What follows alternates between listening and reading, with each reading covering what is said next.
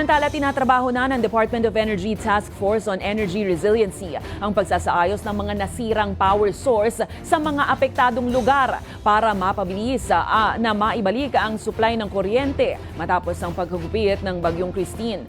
Ito'y matapos ng ipag-utos ni Pangulong Bongbong Marcos Jr. na bigyan ng prioridad ang pagpapabalik ng power supply sa lalong madaling panahon, lalo't marami ang nakadepende rito katulad ng mga ospital, water supply at iba pang establishmento. Agarang aksyon naman ang isasagawa ng National Grid Corporation of the Philippines at mga distribution electric cooperatives sa oras na humupa na ang baha sa mga lugar.